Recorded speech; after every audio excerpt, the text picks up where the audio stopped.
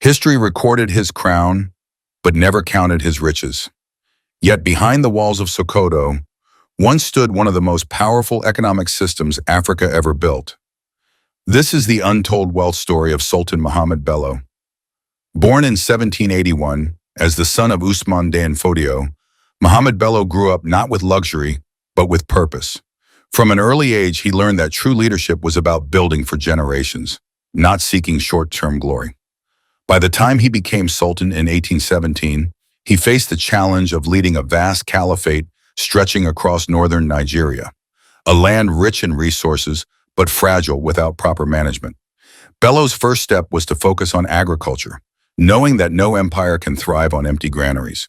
He encouraged large-scale farming of grains, millet, sorghum, rice, and cotton.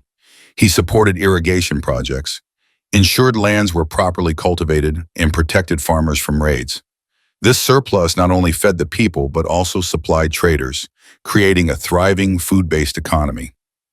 Next, he strengthened trade networks, linking Sokoto to Kano, Katsina, Zaria, and beyond. He facilitated the movement of goods such as salt, leather, textiles, grains, and horses. Roads were secured, markets protected, and merchants trusted the system. Wealth flowed steadily into the caliphate, and the economy grew without the need for excessive conquest. But Bello's true genius was organization. He built a system where wealth was sustainable. Each emirate had clear duties, taxes were regulated, and public funds carefully managed. Scholars and administrators ensured records were accurate, and disputes in trade were fairly settled. Wealth was no longer dependent on a single person's whims. It rested in institutions and systems. To maintain this prosperity, Bello invested heavily in people. Education and training were prioritized. Young men were taught reading, writing, trade, skills, and administration.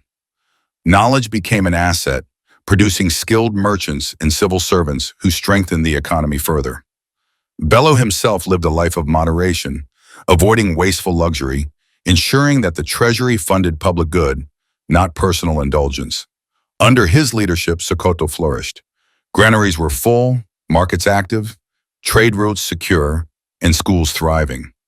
Wealth was not hoarded but circulated, creating stability that lasted beyond his reign. The empire became known not just for its values but for its efficiency, productivity, and justice. When Sultan Muhammad Bello passed away in 1837, he left behind more than a throne. He left a model of governance where faith, structure,